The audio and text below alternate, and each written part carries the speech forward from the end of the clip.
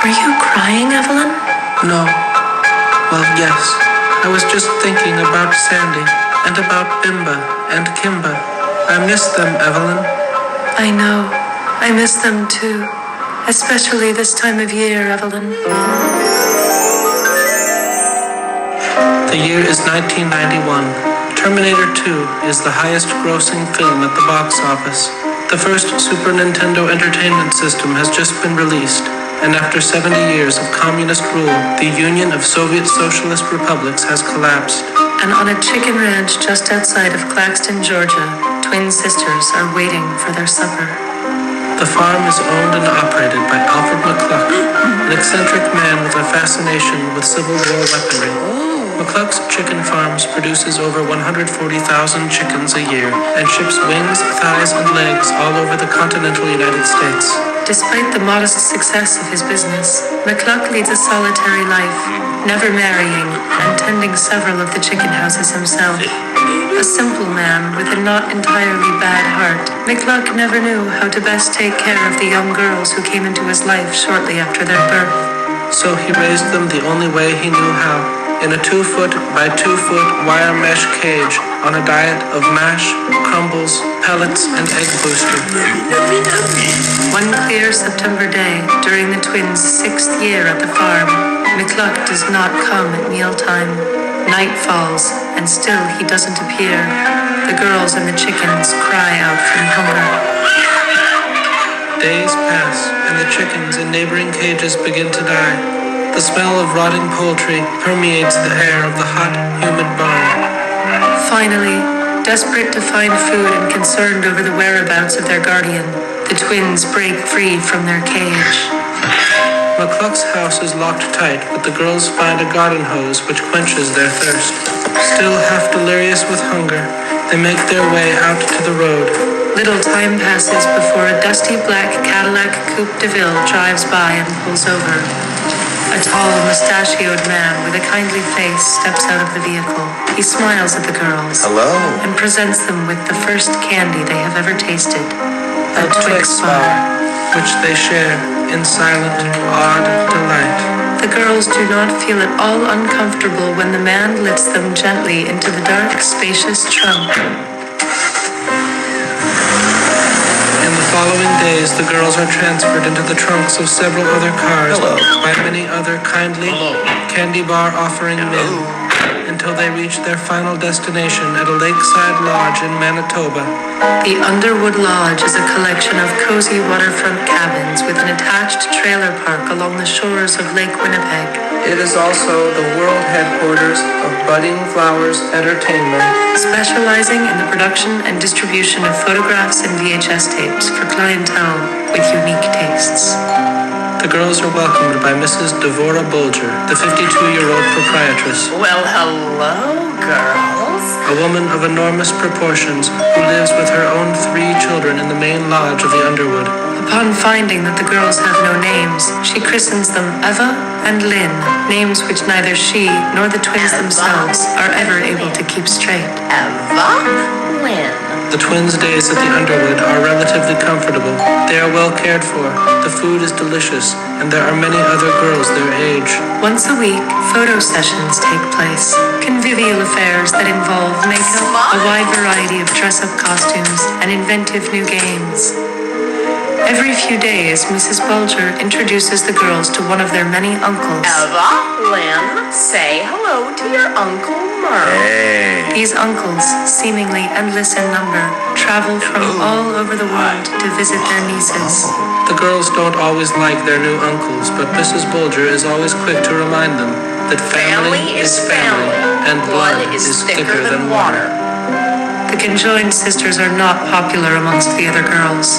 However, one gentle resident a few years their senior befriends them and takes them under her wing. Hello, what's your name? Her name is Sandy. I'm Sandy.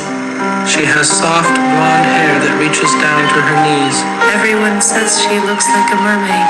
dressed daily by Mrs. Bolger in trademark fishnet stockings and vintage attire, Sandy is by far the most popular girl at the Underwood. She has so many uncles that the twins lose count. Every night after dinner and chores, Sandy tucks the young sisters into bed and tells them fantastic stories until they fall peacefully to sleep. After 3 long weeks at sea, Jean-Luc Sailor finally spotted land. But these happy times do not last.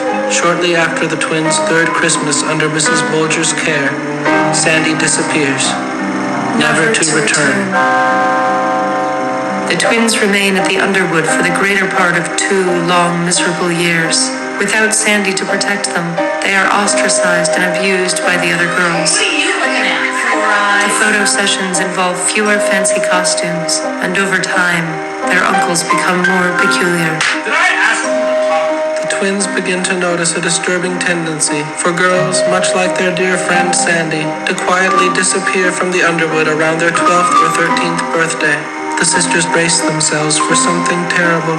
One autumn, when the girls are 11, Venga, vamos, vamos, an niños. old man who speaks only Spanish takes the twins into a large orange van and drives them to their new home. Step right up, step right up. See amazing human oddities, freaks of nature. Be warned, people with heart condition, children, women, we will accept no responsibility for fainting, reoccurring nightmares, or death. Dillard and Fullerton's elusive and illogical traveling show is the 12th largest touring circus in North America. Former insurance salesmen, Dillard and Fullerton distinguished their enterprise by procuring the most shocking specimens of the grotesque and unusual. Their small administrative staff works tirelessly to combat legal actions and public allegations of animal cruelty and human slave trafficking. Life in the circus is harder than their time at the Underwood. There is always work to be done.